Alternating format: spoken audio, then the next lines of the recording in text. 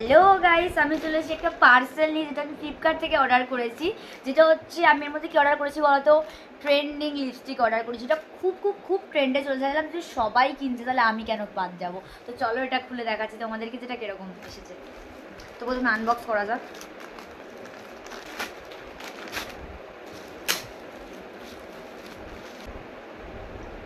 তোমরা দেখতে পাচ্ছ কি জানি না, খুব সুন্দর একটা প্যালেটের মধ্যে দিয়েছে লিপস্টিকগুলো।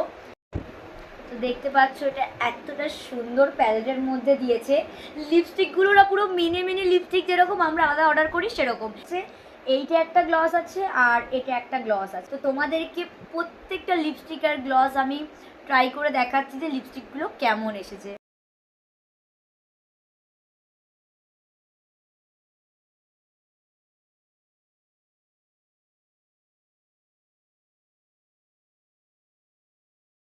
তো বলেছিলাম যে দুটো গ্লস আছে। ফার্স্টে এই গ্লসটা,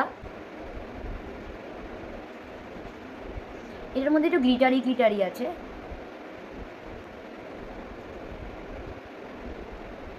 আমার পার্সোনালি এই গ্লসটা তোটা পছন্দ হয়নি, বাট তোমাদের যদি পছন্দ হয় তোমরা ট্রাই করতে পারো। সেকেন্ড হচ্ছে এই গ্লসটা।